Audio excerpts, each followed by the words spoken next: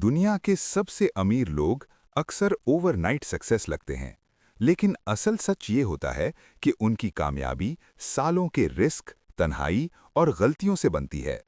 Jeff Bezos सिर्फ Amazon का founder नहीं, वो एक सोच है, एक माइंडसेट है, एक लॉन्ग टर्म गेम का नाम है। आज हम बात करेंगे उस आदमी की जिसने एक ऑनलाइन बुक स्टोर से दुनिया का सबसे पावरफुल बिजनेस एम्पायर बनाया।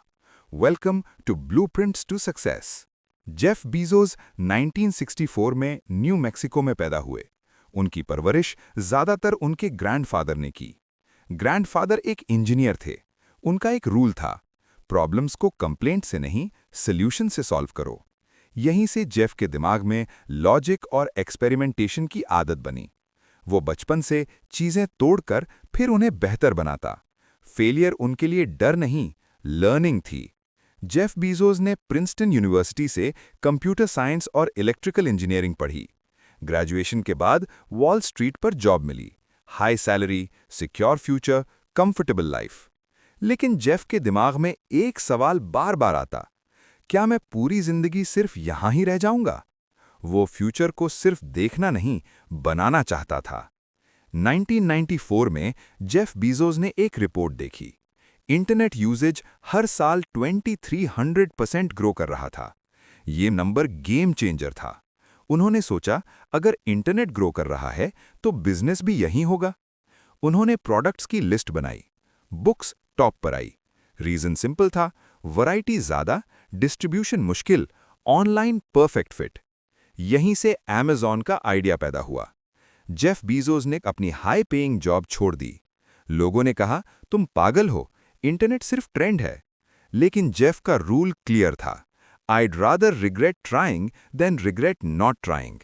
उन्होंने सियाटल का सफ़र किया, रास्ते में बिजनेस प्लान लिखा।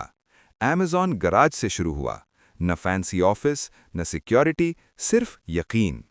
अमेज़न शुरू में सिर्फ ऑनलाइन बुक स्टोर था। ऑर्डर्स मैन्युअली पैक होते, बॉक्सेस ज़मीन पर होती। जेफ खुद फ्लोर पर बैठकर ऑर्डर्स पैक करता। पैकिंग टेबल्स महंगे थे, इसलिए डोर्स को टेबल्स बना दिया। ये इंसिडेंट अमेज़न कल्चर का सिंबल बना।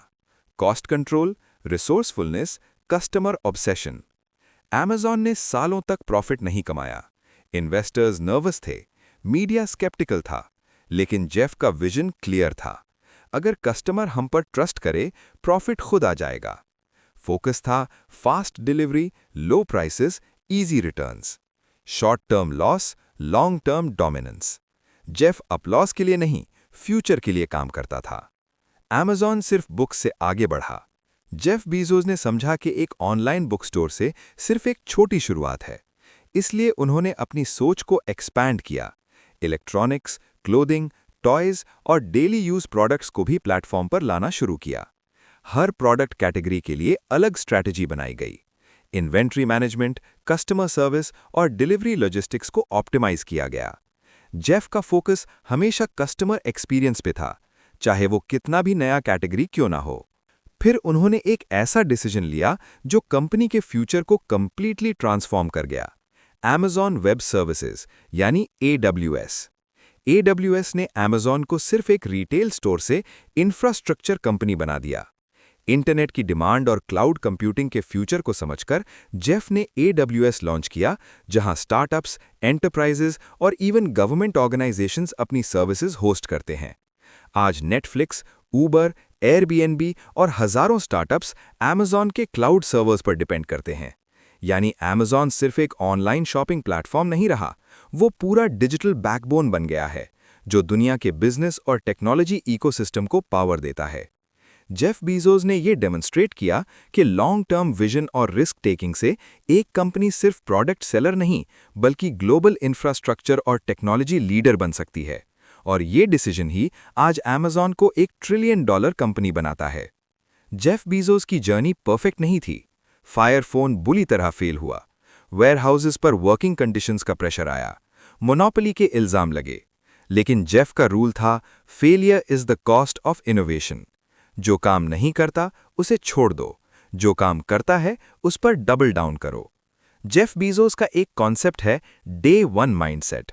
डे वन का मतलब क्यूरियोसिटी, स्पीड, कस्टमर फोकस। उनके लिए सबसे बड़ा रिस्क कंपटीशन नहीं, सबसे बड़ा रिस्क कंफर्ट है। इसलिए Amazon खुद को खुद डिसरप्ट करता रहता है। आज जेफ बीजोस दुनिया के सबसे पावरफुल एंटरप्रेन्योर्स में शामिल हैं। जेफ बीजोस हमें सिखाता है कि सक्सेस एक जंप नहीं, सक्सेस एक प्रोसेस है। अगर आपको ये ब्रेकडाउन पसंद आई हो, लाइक और सब्सक्राइब जरूर करें। कमेंट्स में बताएं नेक्स्ट किस सक्सेस स्टोरी को डीकोड करें। मैं आपको फिर मिलूंगा एक और ब्लूप्रिंट्स टू सक्सेस स्टोरी के साथ, जहां हम सक्सेस के पीछे का पूरा सिस्टम समझते हैं।